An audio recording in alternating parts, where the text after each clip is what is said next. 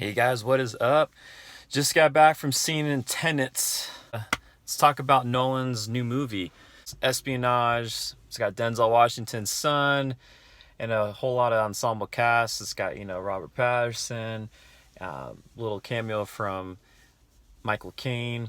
So I'm trying to really wrap my head around these movies because I know Christopher Nolan, he's really known for having these movies that make you really kind of think, and it's kind of like he puts his subject matter into realistic terms. If they were going to be kind of real, it's very grounded, like he did with the Batman trilogy, which I'm a huge fan of. Interstellar, he just took that kind of discovery of trying to explore, what if mankind developed a wormhole? With, Inception, what is it like to go into someone's dreams and have that kind of reality instead of, being in the real world? And Dunkirk was more of something that he kind of did that was really different. He just took a real life historical moment and just made a movie off of that particular moment in time. So that was probably the most grounded, like, just hey, nothing to it, kind of twisty, really kind of a movie. But then he goes back to, coming up with another concept with this Tenet movie, which is basically, I don't want to say it's like time travel. It's seeing a world that is also involved with an inverted world. People are able to kind of go back in time and also go ahead in times. But I mean, I found myself while watching the movie, I was getting kind of, I don't want to say lost, but I just wasn't as clear as to what was really going on at certain times. I felt like a lot of the movie was trying to show, just this creative story, which it is. I mean, the subject matter is intriguing. At the same time, I just felt like there were so many different jumps and pace changes that I was like looking at certain characters. I'm like, well, how did they get there that quickly? And how did this happen? Things weren't really explained as thoroughly as probably I wanted it to be. It wasn't as clear and, in its matter, which maybe that's what Nolan was intending to do. But at the same time, I just couldn't help myself getting a little lost while watching the film.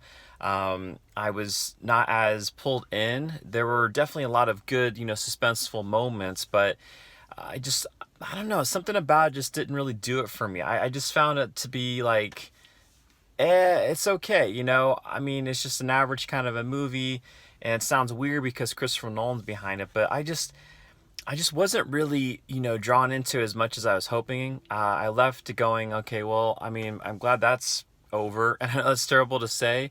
And that's just me, though. I just, I'm sure there's people that are going to love this movie. And maybe I just missed something. Maybe I just totally just was not understanding the story.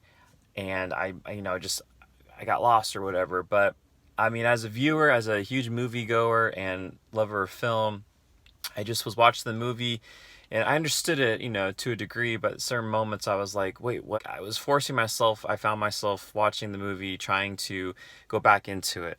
I was just kind of like not really grasping everything about it.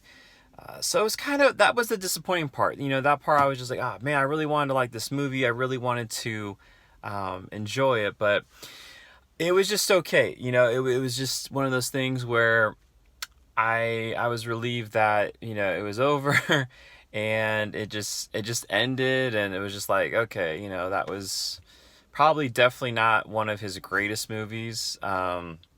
So yeah, I mean,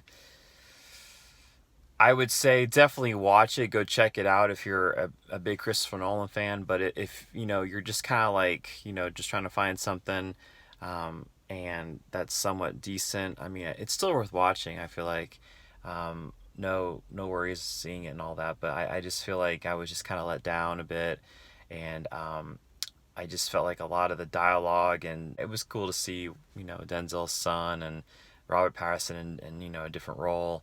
But yeah, it was okay. It wasn't like something that I would watch ever again.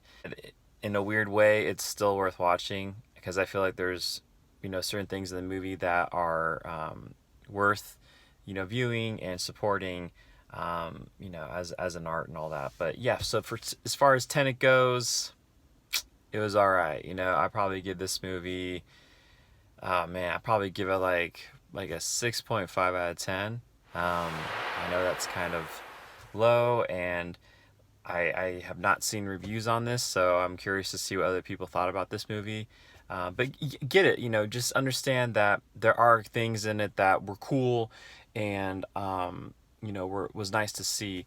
But just all in all, it was all right. You know, it was okay, guys. It wasn't like mind blowing or something I left where I'm like, oh, I want to think about this movie now. Good to be back in the movies. I know a lot of movie theaters are still closed, but it's nice that there's certain ones that are still open. So it's good to be back in, you know, the silver screen. And I just hope things stay open and start to open more, and we get back to, you know, living in a better world. Hopefully, strange times, but thank goodness that, you know, I be able to support theaters. All right, guys, thanks so much for watching, and see you on the next one. All right, take care. Bye bye.